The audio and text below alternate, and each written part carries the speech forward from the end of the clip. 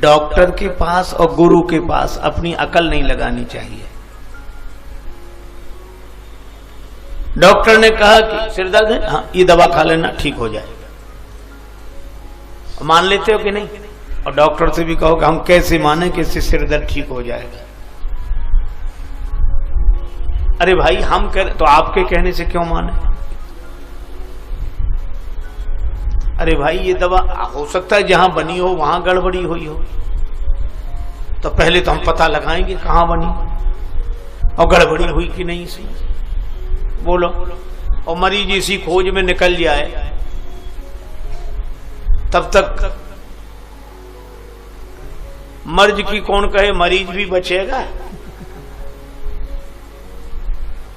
इसलिए ज्यादा अकल नहीं, कुछ लोग अकल लगाते हैं, गुरुओं से ही बहस करते, डॉक्टर से ही बहस करते। डॉक्टर ने कहा कि देखो ये चीजें मत खाना, और वो क्या कहे, अच्छा डॉक्टर साहब तो थोड़ी देर में आया, लौकी तो खा सकते, हाँ हाँ ठीक है, फिर उतनी देर फिर और मूंग की दाल छिलके वाली, हाँ वो भी खा सकते, फिर और परवल, डॉक्टर ने कहा हद हो गई, खा लेना जाओ, फिर और तोरई और बता दो,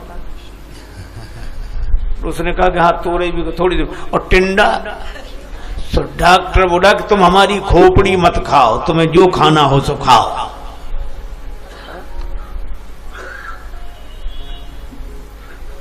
एक मरीज से डॉक्टर ने कहा कि हल्का भोजन किया करो, अब उसने लगाई अपनी अकल, डॉक्टर ने कहा हल्का भोजन, तो हल्का क्या, मिट्टी पानी में हो तो नीचे बैठ जाती, पानी ऊपर, तो मिट्टी से हल्का पानी मिट्टी के ऊपर तैरता है, और पानी से हल्का घी तेल पानी में डाल दो तो ऊपर तैरता रहता है।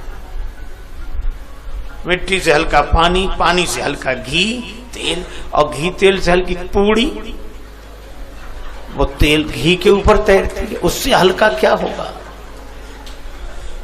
बोलो ऐसा हल्का भोजन करे तो बचेगा मरीज। इसलिए गुरुओं के ज्ञान में भी अकल नहीं, विश्वास। सदगुरु वैद्य वचन विश्वासा।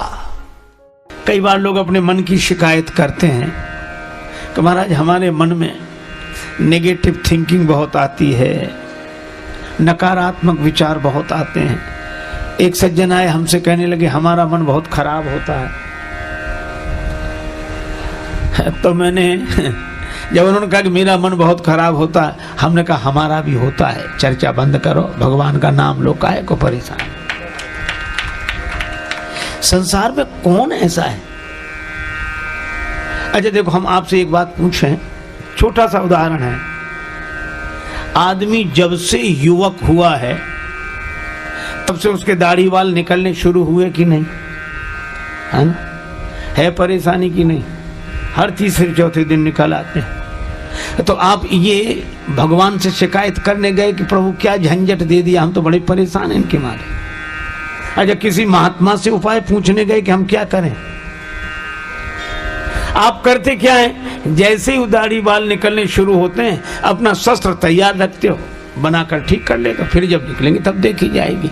तो ये कब तक दाढ़ी बाल बनाने? जिंदगी भर। मैं भी आपसे कहता हूं कि जैसे दाढ़ी बाल निकलेंगे, न भगवान से शिकायत करते हो, न महात्मा से शिकायत करते हो, बस बनाने के लिए तैयार रहते हो। तो जैसे तन में दाढ़ी बाल निकलने कभी बंद नहीं होंगे, इसी तरह मन में गुणों के साथ बुराइयां आनी बंद नहीं होंगी। न भगवान से शिकायत करो, न महात्मा से, काहे को उनका समय बर्बाद करते हो।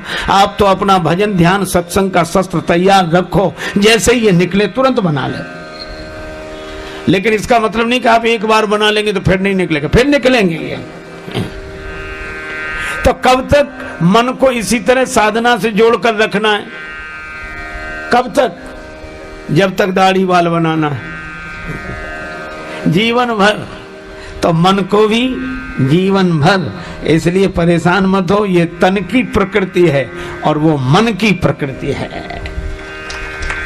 इसलिए भाई गुण दोषमयी सृष्टि है ही। अच्छा मैं आपको एक बात बताऊं, जब जब यह कहा जाता है कि लोगों का ठिकाना नहीं, कब बदल जाएं, मित्र कब शत्रु हो जाएं, शत्रु और जब मित्र अगर शत्रु हो सकते हैं तो शत्रु भी तो मित्र हो सकते हैं। अच्छा देखो, आप अपने मन में ये गांठ मत बिठा लेना कि कोई किसी का नहीं हो, भरोसा नहीं और ऐसा नहीं, तो आप सरस होने की जगह परेशान और हो जाएं कि कोई और वैसे नहीं हो। देखो, अच्छा आप ऐसे सोचो, गर्मी के दिन हो, जून का महीना हो और खूब जोरदार गर्मी लग रही हो। अच्छा चलो ना एसी हो, कोई कूलर चला दे तो कहते हा हा हा हा भाई प्राण मिल गए, बहुत गर्मी थी, बड़ा अच्छा किया। तो अच्छा एक बात बताओ, तो कूलर आपको मित्र लगता है कि नहीं? कितना प्रिय लगता है, चला भाई चला चला, अरे भाई भाई। अच्छा, और वही कूलर लगा रहे, वही कमरा हो और जनवरी की भयंकर सर्दी हो, फिर कोई कूलर खोले, अरे भैया बंद कर, प्राण लेना है क्या? देखो तो उस समय वह शत्रु है। अच्छा अब आप एक बात बताओ, कूलर बदल गया कि समय बदल गया? तो मुझे तो लगता आदमी कभी नहीं बदलता, हमारा समय बदलता है और समय के अनुसार हमें आदमी बदले हुए लगते हैं। समय फिरे रिपु होए प्रीते, अपना प्रारब्ध जैसा जहां से वैसे परिणाम मिलते वहां से, मीठे फल अब लगेंगे कहां से, बीज कड़वे तो बो ही चुके हो, राही जागो हुआ अब सवेरा, पूरी रजनी तो सो ही चुके हो। इसलिए भाई ये संसार के बारे में जब संत महापुरुष हम लोगों को समझाते हैं तो वो इसलिए नहीं समझाते कि हम रिएक्शन में जिएं, वो इसलिए समझाते हैं ताकि हमारा एक्शन सही हो जाए, और एक्शन के लिए ही तो ये डायरेक्शन है। इसलिए भाई ये संसार के बारे में जब संत महापुरुष हम लोगों को समझाते हैं तो वो इसलिए नहीं समझाते कि हम रिएक्शन में जिएं, वो इसलिए समझाते हैं ताकि हमारा एक्शन सही हो जाए। तो हमने ये कथाएं सुनी स्वामी राजेश्वरानंद जी महाराज द्वारा। बहुत ही सुंदर तरीके से इन कथाओं का वर्णन उन्होंने किया है। उम्मीद है आपको ये कथाएं बहुत पसंद आई होंगी। अगर आपको ये कथाएं पसंद आई हैं तो चैनल को सब्सक्राइब कीजिए, वीडियो को लाइक और शेयर कीजिए, ताकि इस तरह की प्रेरक और हास्य कथाएं हम आपके लिए लेकर आते रहें। आपका बहुत बहुत धन्यवाद।